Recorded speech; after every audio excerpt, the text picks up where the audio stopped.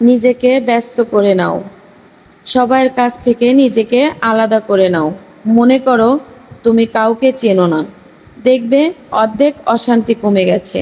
ভিডিওটি দেশ এবং দেশের বাহিরে যে যেখান থেকে দেখছেন সবাইকে আসসালামু আলাইকুম। আমি ডলিস লাইভ থেকে সবাইকে জানাই আন্তরিক শুভেচ্ছা ও ভালোবাসা। আশা করি সবাই ভালো আছেন। আলহামদুলিল্লাহ, আমার পরিবার নিয়ে আমি ভালো আছি।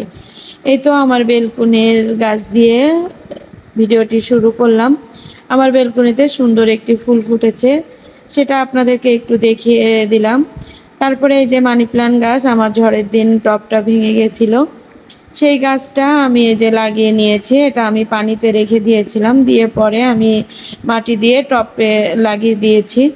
আমার ঘরে অনেক মানি প্ল্যান্ট গাছ আছে, আমি গাছ ভালোবাসি। গাছ কে কে ভালোবাসেন আমাকে জানাবেন। এই তো তারপরে আমার ভাই এসেছে সাতক্ষীরা থেকে, ও হিমসাগর আম নিয়ে এসেছে। এই আমগুলো আপনাদের ভাইয়ার অফিসের যে বসগুলো আছে ওই বসদের বাসায় চলে যাবে, আর আমাদের বাসায় কিছু রাখবে। আর দুপুরবেলা আমি দুপুরের রান্নার প্রস্তুতি নিচ্ছি। এই যে আপনাদের ভাইয়া বাজার করে নিয়ে এসেছে দুটোই সাগরের মাছ। মাছ আমি অবশ্যই অত চিনি না, আপনাদের ভাইয়া যেটা বললো আর কি। এই তো এই বড় মাছটা ঢেলা মাছ, আর ওই যে চিকন মাছ ওই মাছটা হলো থুরে মাছ। আপনাদের ভাইয়া যেটা বলেছে আমি সেটাই আপনাদেরকে বললাম। আপনারা যদি এই মাছগুলো চেনেন, আপনারা কে কী নামে এই মাছগুলো চেনেন আমাকে কমেন্টে জানাতে পারেন। আমি এই মাছগুলো কুটে নিচ্ছি, কুটে ভালো করে ধুয়ে আমি রান্না করব। এই তো আমি মাছগুলো কুটে নিয়েছি, ভালো করে ধুয়েও নিয়েছি। নিয়ে আমি এই যে রান্নার জন্য কিছু মাছ নিব, আর কিছু মাছ আমি ফ্রিজে রেখে দিব, যে যখন আমার লাগবে আমি তখন বের করে রান্না করব। তারপরে আমার ভাইয়া এই তো এইটা বিচি কলা, এটা আপনারা কি এটা কি নামে ডাকেন আমি জানি না, তবে আমাদের ডয়া কলাও বলে, বিচি কলাও বলে। এই কলাটা অনেক মিষ্টি ছিল, গাছ পাকা, একদম গাছের থেকে পেকে গেছে, পাখিতে খাচ্ছে। ও আসার সময় গাছটা কেটে এই যে নিয়ে এসেছে, আমার কাছে তো অনেক ভালো লাগে। তারপরে দুপুরে আমি রান্না করে নিচ্ছি, মাছটা ভেজে নিয়েছি আর কি। নিয়ে আমি মশলা পেঁয়াজ কুচি, আদা বাটা, রসুন বাটা, জিরা বাটা, ধনে বাটা, শুকনো মরিচ বাটা, লবণ, হলুদ দিয়ে আর তেল দিয়ে আমি একসাথে মাখিয়ে এই যে ভাজা মাছের উপরে মশলাগুলো দিয়ে দিচ্ছে। এটা আস্তে আস্তে অল্প অল্প করে একটু হালকা ভাজা হলে আমি এর ভিতরে পানি দিয়ে দিব। এইভাবে রান্না করলে মাছটা আসলে অনেক ভালো লাগে।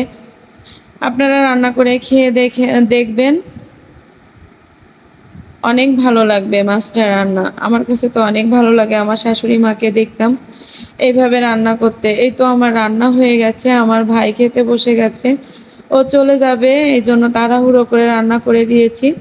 মুসুরির ডাল মানে শুকনো চচ্চড়ি করেছি আর কি, আর ঢেলা মাছ ভুনা করে দিয়েছি। ও তাড়াতাড়ি খেয়ে চলে যাবে। আমি বললাম যে তোমরা একটু ভিডিও করে রেখো, এই যে অল্প একটু ভিডিও করে রাখছে ওরা, আমি সেটা আপনাদেরকে দেখিয়ে দিলাম। তারপরে আমি যে আমটা গত ভিডিওতে আমি দেখিয়েছিলাম যে আম এনেছে, ওই আমটা আমি আচার করে নিয়েছি।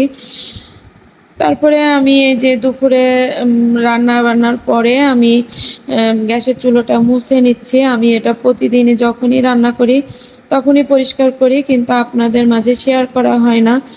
আজকে ভাবলাম যে পরিষ্কার যখন করতেছি তাহলে আপনাদেরকে একটু দেখিয়ে দিই।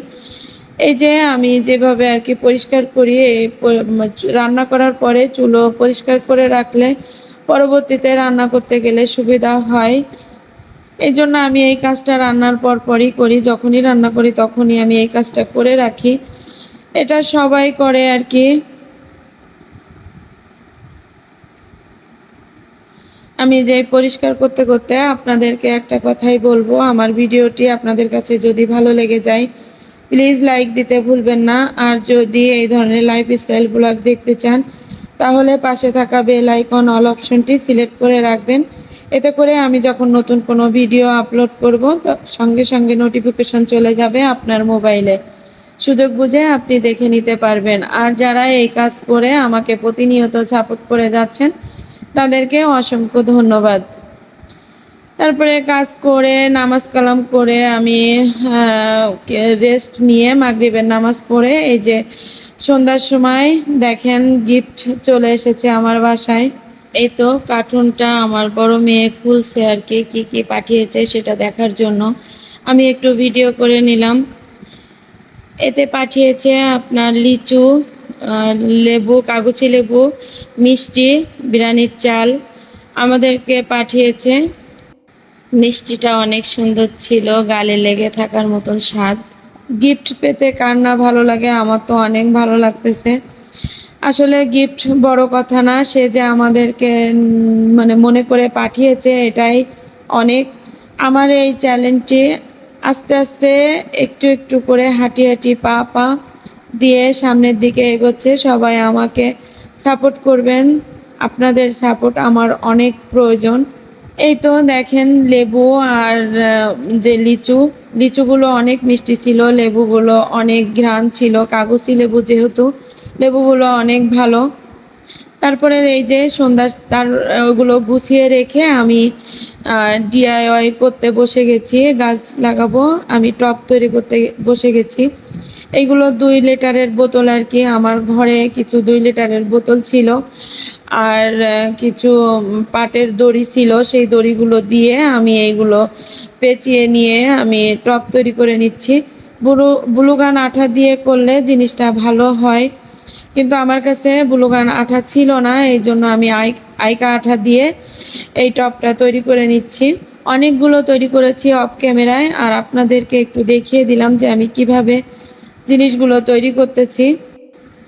ঈদ চলে এসেছে, ঈদ মানেই আনন্দ, ঈদ মানেই খুশি, ঈদ মানেই আমাদের অনেক কিছু। আমি এখনো ঘর গুছাতে পারিনি, আমি আস্তে আস্তে ঘর গুছিয়ে নেব। কিছু কিছু কেনাকাটা বাকি আছে, অবশ্যই সেটা আমি যখন কিনবো সেটা আপনাদেরকে দেখাবো। ততক্ষণ আপনারা ভালো থাকুন, সুস্থ থাকুন, আমার জন্য দোয়া করবেন। আল্লাহ হাফেজ, আসসালামু আলাইকুম।